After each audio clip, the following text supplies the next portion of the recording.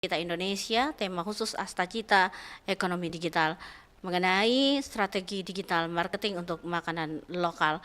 Dan untuk sahabat budaya, di siang hari ini saya sudah bersama narasumber yaitu Bapak Dr. Haji Muhriyadi Muhran Eskom MM. Beliau adalah dosen FEB Unismu Makassar dan tentunya kita akan berkenalan langsung dengan mereka atau dengan beliau maksud saya ya. Ya, assalamualaikum, selamat siang Pak Adi. Selamat siang, waalaikumsalam warahmatullahi wabarakatuh, Mbak Anti. Makasih. Alhamdulillah baik, sehat. Baik, kayaknya kita punya pertemuan ini di luar dari yang kemarin ya. Ada pernah sekali Pak Adi datang ya, Iya, begitu. betul, iya. Wakili yang lain begitu. Iya. Baik, beliau adalah dosen FEBIS Unismu Makassar, sahabat budaya dan terima kasih sudah menyempatkan waktu Pak Adi dan Sama-sama, hadir ke Mbak. tempat kami saat ini. Dan mungkin Pak Adi bisa diceritakan sedikit mengapa topik digital marketing untuk makanan lokal ini menjadi sangat relevan di era sekarang, Pak Iya, Adi. baik. Terima kasih sebelumnya. Ucapan terima kasih buat RRI Pro 4 atas kesempatan yang diberikan kepada kami dari Fakultas Ekonomi dan Bisnis Unismu. Iya, Pak. Baik, jadi topik ini memang sangat relevan, khususnya kita di Makassar yang kita dikenal dengan kota makan enak. Nah, itu yang pertama. Jadi kita tersedia beraneka ragam makanan lokal yang cukup menarik. Kemudian topik ini juga sangat relevan karena pola konsumsi masyarakat kita sekarang sudah banyak bergeser ke dunia digital. Misalnya pada saat mencari makanan kita mencari di digital, kita cari review makanan, ya apakah ini makanannya enak atau gimana ya, semua kita lihat di digital. Bahkan kita semua bertransaksi membeli makanan semua rata-rata sekarang kita banyak memanfaatkan digital melalui smartphone. Jadi UMKM lokal ini harus bisa menyesuaikan diri ya dan tidak tertinggal. Jadi digital marketing sekarang bukan cuma sekedar tren, tapi juga suatu kebutuhan yang mutlak untuk supaya pelaku usaha di makanan lokal atau UMKM ini bisa bertahan dan juga bisa berkembang. Iya. Oke, baik. Nah, menurut Pak Adi, apa tantangan terbesar bagi UMKM makanan lokal di Makassar, bahkan di Indonesia untuk bisa bersaing di dunia digital, Pak Adi? Iya, baik. Tantangan terbesar, saya kira banyak UMKM yang masih kesulitan dari sisi pengetahuan digital. Literasi digital, keterbatasan juga terkait dengan modal untuk melakukan promosi secara online, itu juga masih tantangan terbesar. Dan yang sebenarnya banyak juga mereka yang masih memiliki keraguan untuk memulai. Sehingga kenapa begitu? Karena ketidaktahuan membedakan antara diri dengan para kompetitornya. Padahal dengan strategi yang tepat maka makanan lokal kita bisa punya daya tarik yang kuat secara nasional bahkan global. Jadi saya kira seperti itu. Kita tidak boleh menjauhi ini ya teknologi seperti ini. Bahkan kita harus semakin dekat ya karena mau tidak mau kita pasti akan menggunakan media-media khususnya digital ini. Iya. Karena sekarang itu istilahnya Pak Hadi semuanya ada di ujung jari. Iya. Iya kan Pak Hadi? Oh, mau pesan makanan Pak, dari sini jiki saja pesan mikir lagi ke jalan mana lah.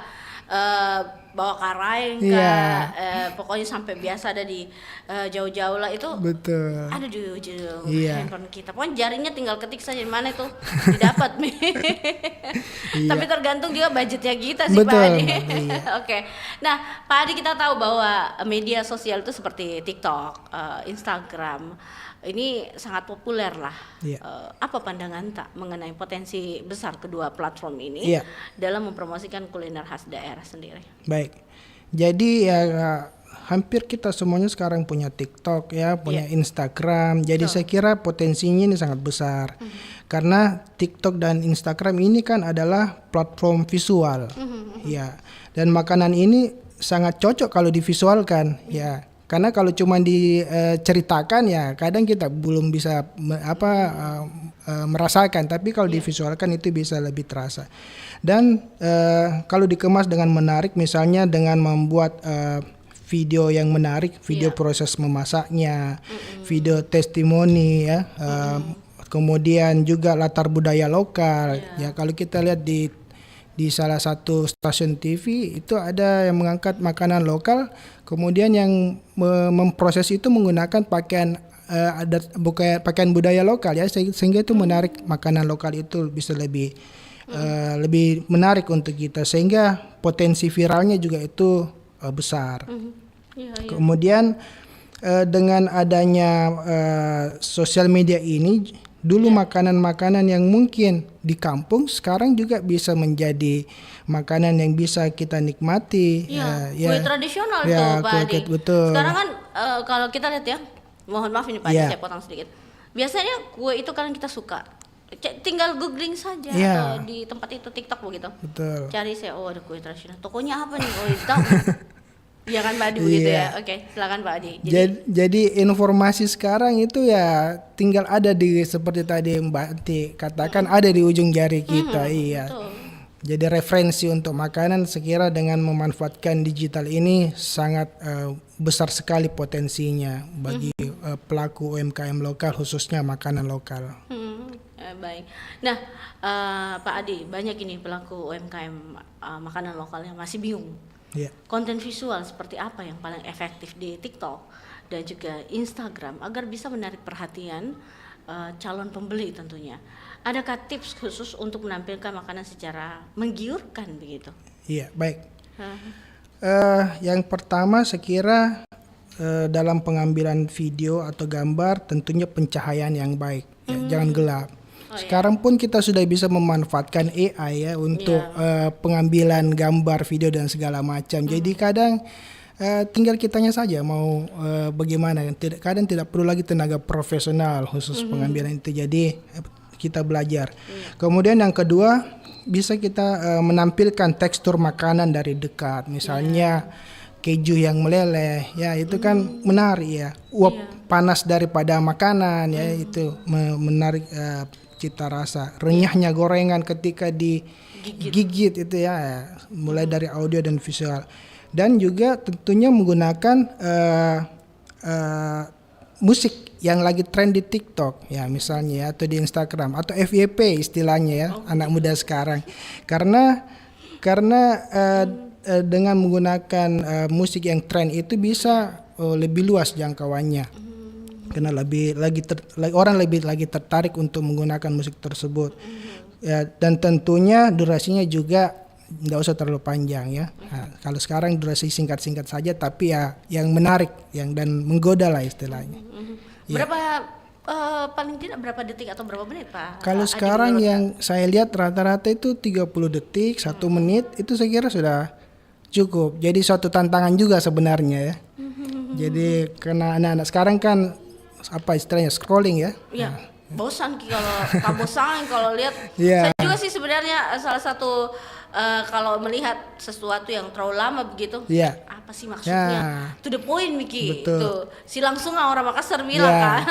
Jadi harus kita buat durasi yang tidak terlalu panjang tapi bisa langsung kena dengan sasaran yang kita mau kita tuju. Mungkin kayak reels begitu ya, semacam Pak reels Adi juga ya? Itu ya, oke. Pak Adi, kalau selain foto dan video makanan tentunya, strategi storytelling seperti apa yang bisa diterapkan oleh UMKM agar produk makanannya itu tidak hanya lezat tapi juga punya cerita yang menarik, Pak Adi? Iya, baik. Jadi storytelling ini cukup penting juga ya. Jadi bukan cuma sekedar kita membuat konten video cuma terus mengacaukan enak, itu enggak cukup ya. Storytelling misalnya ada sejarah di balik makanan tersebut. Nah, itu menarik orang. Misalnya makanan ini resep turun temurun dari nenek di Enrekang misalnya ya. Atau makanan ini biasa disajikan saat setelah panen di daerah Bulukumba misalnya, atau daerah-daerah yang lain. Jadi cerita-cerita tersebut akan membuat orang merasa terhubung secara emosional, ya, bukan cuma dari lidahnya saja. Iya, iya. Iya, Begitu ya Pak Adi iya, ya. Jadi memang harus ini ya, harus storytellingnya tuh menarik begitu betul, ya. iya, Karena kalau tidak menarik, maksudnya banyak pertanyaan, maksudnya pasti banyak kolom-kolom komentar tuh banyak. iya, Ini apa ini betul, betul, maksudnya ini betul, apa? iya, iya. Oke. Nah, Pak Adi, bagaimana cara membangun branding makanan lokal secara digital? Misalnya, bagaimana cara membedakan produk kita dengan kompetitor? Padahal sama-sama menjual makanan khas yang serupa begitu Pak Adi. Iya, baik. Membangun branding dan diferensiasi dalam UMKM itu penting sekali ya. Jadi branding itu tujuannya untuk supaya ada kesan yang tertanam di benak pelanggan atau customer kita. Misalnya diferensiasi ya. Misalnya ada dua penjual barongko. Ini kan barongko makanan yang cukup menarik ya, cukup terkenal dari daerah kita. Iya. Misalnya ada dua penjual barongko, kemudian yang satu membranding mereka bahwa barongko premium khas kerajaan Goa misalnya. Oh begitu. Ya, yang satunya lagi barongko ini adalah cemilan tradisional sehat untuk diet, sehat dan diet untuk diet. Ya, jadi produknya sama, mirip tapi brandingnya yang berbeda. Ya, jadi kita harus menemukan nilai atau apa yang baik dari produk tersebut ya untuk membuat orang mengingat ya produk kita dan membedakan antara produk kita dengan produk yang sejenisnya. Iya. Gitu deh. Oke, baik. Nah, Pak Adi, kembali lagi kalau bicara tentang gaptek, Iya. banyak ini yang merasa gaptek atau kurang percaya diri dengan teknologi Iya. begitu. Menurut Tas sendiri, apakah ada langkah-langkah sederhana yang bisa langsung dipraktekkan oleh UMKM makanan lokal untuk mulai digital marketing, Pak Iya. Adi? Silakan Baik, Pak Adi. terima kasih. Langkah sederhana yang pasti pelaku UMKM ini harus punya akun Instagram, akun TikTok, akun sosial media yang lain ya, untuk mempromosikan produknya. Iya. Kemudian posting konten secara rutin itu penting sekali. Ya, jadi jangan posting bulan ini nanti 2 bulan lagi baru posting ya. Jadi posting secara konsisten, misalnya dalam 1 minggu itu 3 kali misalnya. Jadi orang menunggu postingan-postingan konten-konten ya selanjutnya. Orang merasa tertarik dan penasaran. Kemudian di dalam sosial media itu kan ada fitur-fitur ya, seperti tadi Mbak Anti katakan ada reels ya. Jadi kita perlu mempelajari fitur-fitur tersebut ya. Kemudian juga penting komentar daripada pelanggan itu kita balas ya. Jadi jangan dibiarkan. Ya, kadang kan karena terlalu banyak dibiarkan ya. Yang pertama-pertama saja dibalas ya. Itu untuk membangun kedekatan kita dengan pelanggan. Kemudian yang terakhir kita perlu memiliki WhatsApp WA bisnis ya, WhatsApp bisnis. Nah, ini penting sekali kan ada WhatsApp bisnis, ada yang biasa ya. Khususnya kita UMKM kalau kontak person khusus untuk UMKM ya kita pakai WhatsApp bisnis. Kenapa? Karena di situ kan bisa kita menampilkan katalog ya. Nah, katalog menu-menu makanan kita misalnya. Kemudian ya artinya yang penting kita memulai dulu. Oh ya. Sempurna itu belakangan. Iya, sempurna di belakang Pak. Iya. Ya kita harus memulai dulu lah. Ya, sekira itu. Oke. Baik, Pak Adi, kita jeda dulu. Nanti kita akan kembali lagi selepas yang berikut ini. Baik.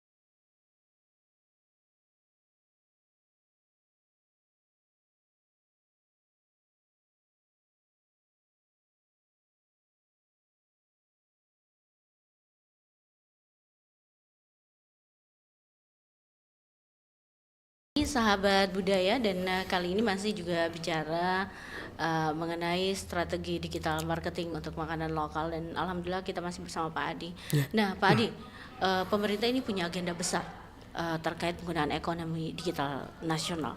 Nah, bagaimana sebenarnya cara para pelaku UMKM makanan lokal ini bisa berpartisipasi aktif, juga dia kritis dan konstruktif dalam mendukung agenda tersebut melalui digital marketing? Pak Adi, silakan. Ya, baik. Jadi dengan pelaku UMKM ini, ketika mereka aktif di dalam platform digital, berarti sudah masuk dalam mendukung ekonomi digital nasional ini. Jadi semuanya perlu menjadi bagian dari ekosistem ekonomi digital. Ini harapan pemerintah kita ya untuk memajukan para pelaku UMKM.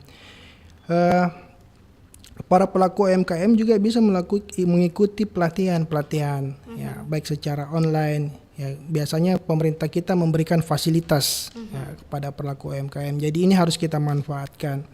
Kemudian ada juga kalau tidak salah marketplace yang disiapkan oleh pemerintah kita, namanya Bela Pangadaan. Ya, itu saya lihat kemarin itu datanya Sulawesi Selatan itu termasuk yang terbanyak penggunanya. Iya, lumayan banyak sekali dibandingkan daerah-daerah yang lain. Dan tentunya salah satu untuk mendukung agenda ini juga para pelaku UMKM harus ikut aktif dalam komunitas UMKM digital. Ya, sekiranya. Itu harus begitu ya, Pak. Kenapa alasannya harus ikut komunitas? Kenapa, Pak Adi? Iya, karena di situ tempat kita bisa belajar, tempat kita bisa mendapatkan banyak informasi, dan tentunya pasti kita akan lebih termotivasi ya. Kalau kita berada dalam satu komunitas yang positif seperti itu, kita pasti akan terbawa juga. Iya, jadi apalagi kalau tidak punya kesibukan lain ya, sebaiknya itu ya Pak Adi dilakukan. Betul, ya. Ibu-ibu itu biasa begitu.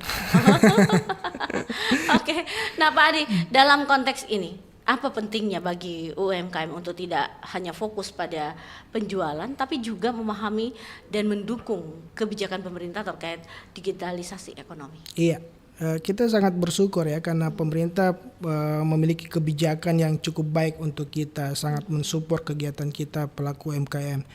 Kalau UMKM itu hanya fokus dengan jualan, bisa-bisa ketinggalan informasi penting seperti tadi yang disampaikan, bahwa ketika kita masuk dalam satu komunitas UMKM maka informasi itu akan banyak kita dapatkan.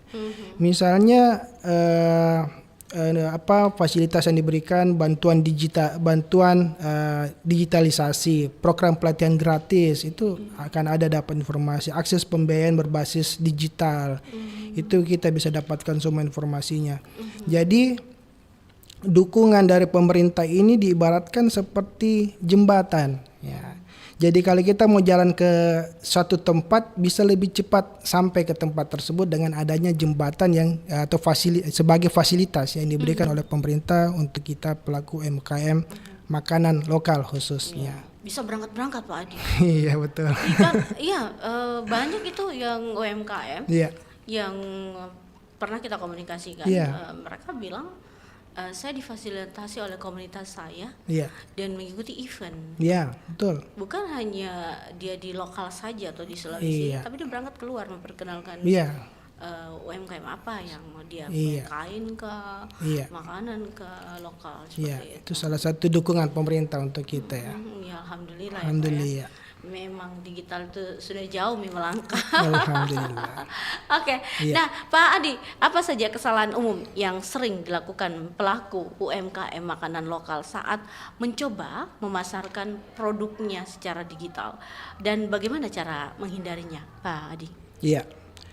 Jadi runtut dari pertanyaan yang sebelumnya, salah satu mungkin yang perlu kita perhatikan yaitu kesalahannya ya. Salah satunya karena kita tidak konsisten dalam melakukan posting ya, konten-konten seperti tadi ya. Sebaiknya memang kita memposting konten kita ya secara rutin, misalnya 3 kali dalam 1 pekan, 1 minggu.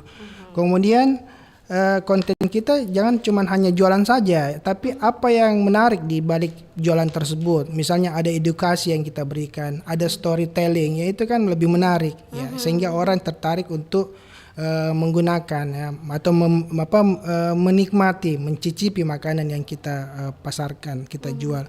Kemudian salah satu kesalahan juga mungkin tidak menjawab komentar daripada customer kita di kolom-kolom komentar. Itu penting sekali ya, baik secara privat DM ya, direct message, ataupun yang ada di konten di komentar.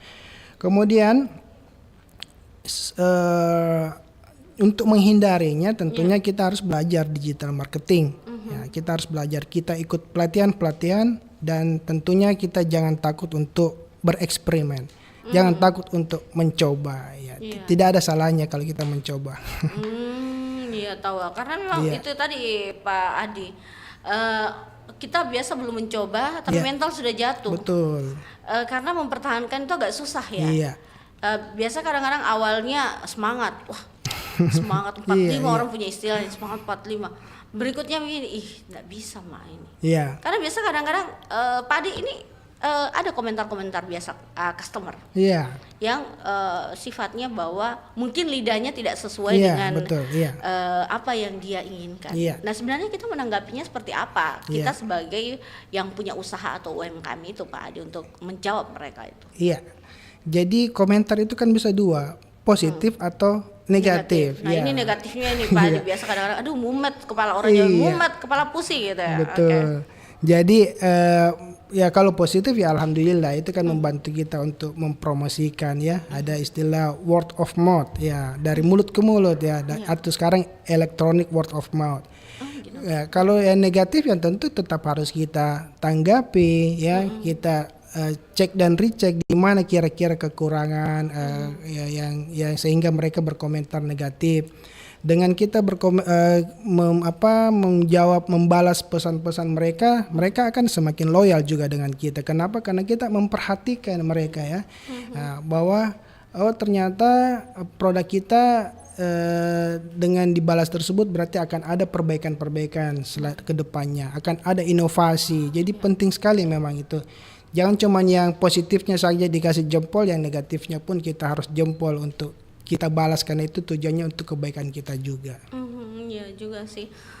Karena memang Pak Adi kalau bilang masyarakat itu kan sekarang punya selera itu beda-beda. Iya. Yang namanya orang mood-moodnya juga beda. Iya. Moodnya penjual dengan moodnya customer itu beda biasanya. Betul. Nah, bijak menggunakan digitalisasi.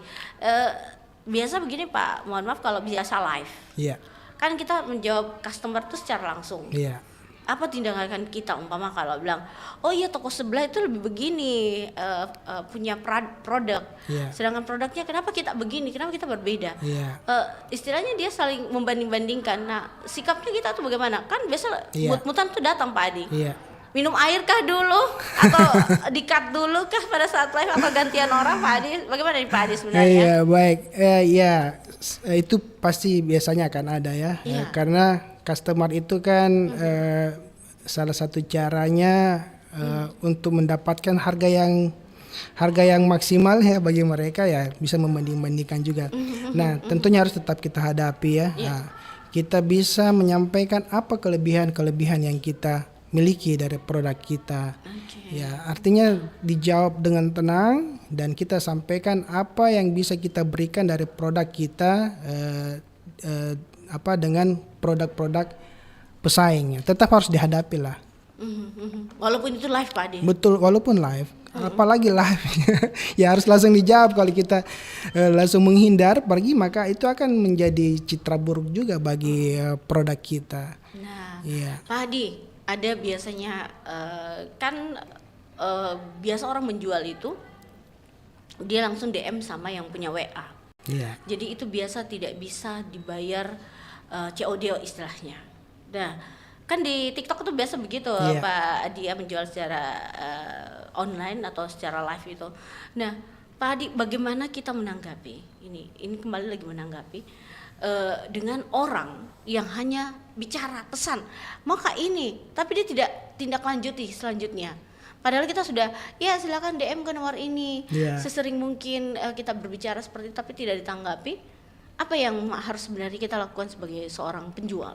Apakah di-cut saja atau di bagaimana? Kan ini orang ini untuk tidak membuat kita menunggu lama begitu. Karena kalau itu kan harus secara, takutnya begini Pak Adi, umpama Pak Adi yang mau beli, terus saya mau Kak juga, tapi gara-gara kita belum menyelesaikan administrasi alias keuangannya, saya tidak dapat pada moto nggak. Bagaimana sebenarnya itu mengkat orang-orang seperti itu Pak Adi? Supaya nanti kalau takutnya dia diklaim lagi begitu. Ih saya yang pesan, kenapa kita kasih sama orang lain? Nah itu bagaimana untuk mengatasi orang begitu?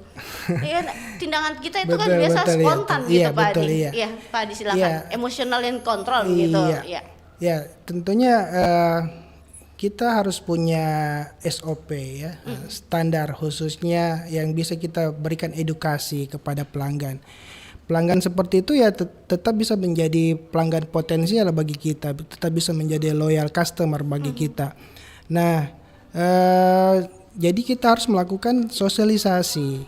Bagaimana misalnya standar untuk pelayanan, standar untuk pemesanan, misalnya seperti tadi yang Kak Anti sampaikan, bahwa harus ada transaksi sebelumnya untuk diproses misalnya ya.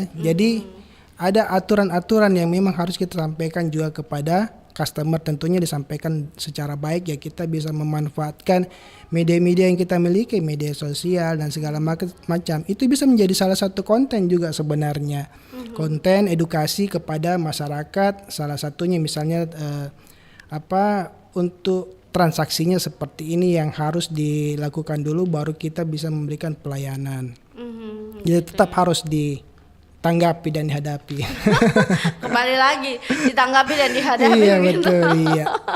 Nah Pak Adi, jika ada UMKM makanan lokal yang baru mau merambah ke digital marketing, apa saran paling utama untuk mereka agar bisa memulai dengan langkah yang tepat dan tidak salah arah begitu Pak Adi? Silakan Pak Adi. Kita harus mulai dari yang sederhana ya. Kita manfaatkan smartphone yang kita miliki ya. Jangan kita berpikir harus punya smartphone yang mahal dulu ya baru kita bisa memulai untuk digital marketing ini. Kemudian kita membuat akun bisnis ya, akun bisnis di Instagram dan media sosial yang lain.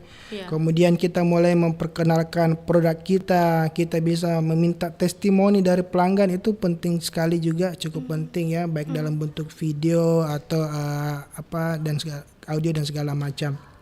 Kemudian konten yang jujur juga itu penting ya. Jadi jangan sampai kita melakukan exposure yang berlebihan ya, ketika customernya datang ke sana ternyata tidak sesuai dengan ekspektasi yang dengan konten yang kita berikan. Jadi harus kita buat konten yang jujur. Jadi intinya jangan kita mau menunggu sempurna, yang penting kita konsisten dan terus belajar. Saya kira itu. Pak Adi, kembali lagi, ini kan biasa live. Saya sering sekali menemui membeli secara online, dan pada saat kita membeli itu murah tapi barangnya bagus karena fotonya bagus Pak Adi. Pada saat kita pesan sudah check out, orang punya istilah sudah check out ya, barang itu sudah datang sesuai dengan yang kita lihat di gambar, itu bagus Pak Adi. Giliran dia datang atau ukurannya tuh biasa tidak sesuai, karena orang Indonesia itu standar tingginya mungkin beda dengan orang bule ya. Ya memang bagusnya sih Pak Adi kalau membeli itu pada saat penjualnya lagi live. Tapi kalau dia tidak live, kita tidak bisa bertanya secara langsung. Ini biasa kita hanya lihat gambar, itu bagusnya kan biasa lewat beranda itu Pak Adi, apalagi TikTok dengan scroll tahu. Ini bagus ki barangnya. Keren kayaknya, warnanya bagus.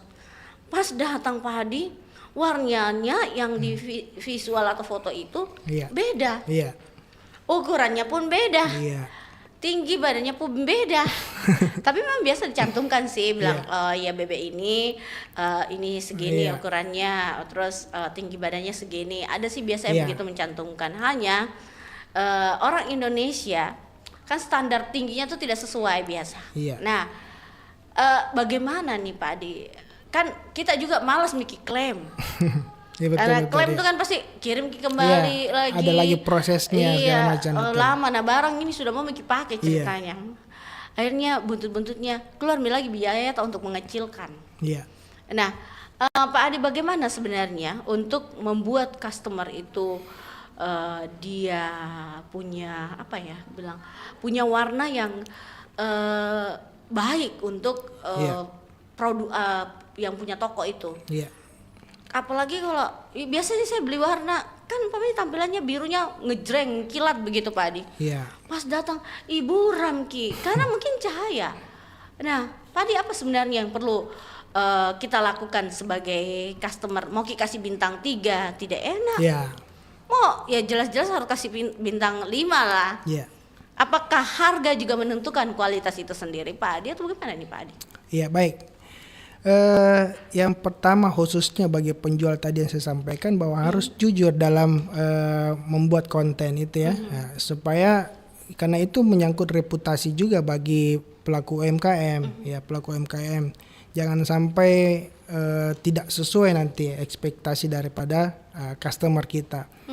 Nah, sebagai pembeli tentunya kita harus cross check ya, Bagaimana cara cross checknya? Salah satunya kita bisa lihat testimoni daripada customer sebelumnya. Itu kan ada biasanya gitu ya. Ada Pak Adi.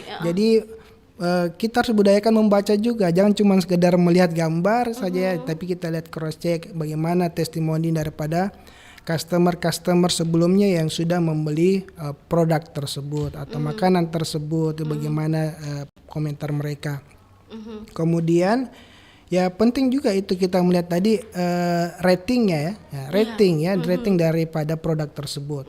Bisa secara grafik atau bintangnya tadi yang Kak Anti tadi sampaikan ya, star itu penting. Kalau bintang 5 ya soalnya kita tidak ragukan lagi. Ya. Iya betul. Dan rekomendasi untuk kita beli ya produknya. Jadi perlu kita cross check sebelum membeli. Oke. Pak Adi kebetulan ada yang menanggapi untuk kita punya dialog hari ini. Baik. Mengatakan bahwa begini Pak Adi, dari Bunda Fitri dari Unhas mengatakan begini. Betul sekali katanya, dia kan membeli secara online, paketku itu datang tidak sesuai gambar, yang datang itu kecil. Ya itu mungkin yang review ini kita ndak enak mau kasih review ke toko yang tersebut atau bagaimana nih Pak Adi? Karena itu kan otomatis akan menurunkan ratingnya dia pada saat dia punya toko itu jualannya tidak sesuai ekspektasi begitu. Datangnya tidak sesuai mauku begitu. Nah, bagaimana Pak Adi untuk mengatasi kita punya keraguan dan tidak mau menjelekkan orang begitu atau toko tersebut Pak Adi? Sikapnya kita sebagai konsumen itu bagaimana Pak Adi? Baik. Cukup mulia ya hatinya Bu Fitri ya. Iya, karena masih memikirkan pelaku UMKM yang dengan tidak mencoba untuk tidak merusak citra daripada mereka. Itu ya sekarang ya kan ada fasilitas yang diberikan, biasanya ada secara privat ya. Istilahnya kalau sekarang Japri. Japri, oke. Japri ya, kita bisa secara langsung komplain kepada pelaku UMKM yang kita beli produknya dan memberikan masukan dan saran. Tapi kalaupun misalnya mau secara langsung lewat testimoni sebenarnya tidak masalah juga ya, tidak masalah juga, artinya untuk pembelajaran juga bagi pelaku UMKM-nya ke depannya untuk bisa lebih memperbaiki produknya ya. Cuman kalau tidak enak dengan pelakunya ya dijapri saja Bu.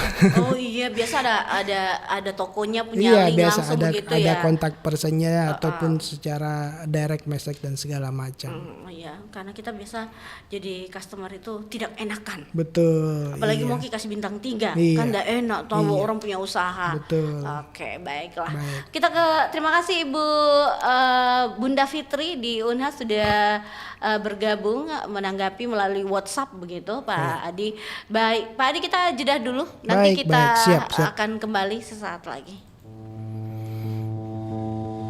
Apakah orang bertato boleh donor darah?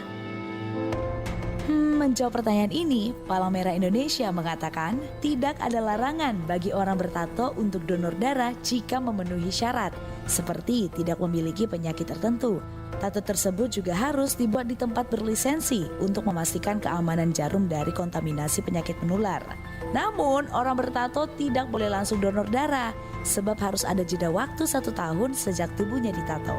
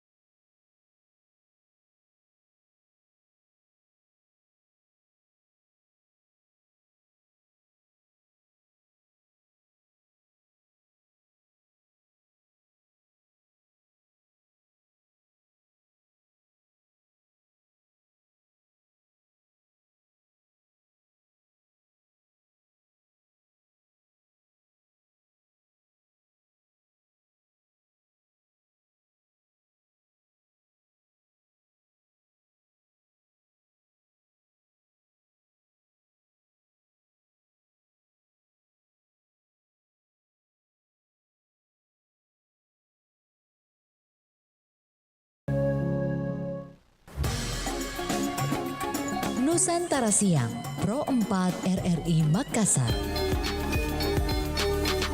Melanjutkan perbincangan kita di siang hari ini, sahabat budaya, dan masih bicara mengenai produk-produk yang ada dengan strategi digital marketing untuk makanan lokal dan juga mungkin produk lainnya.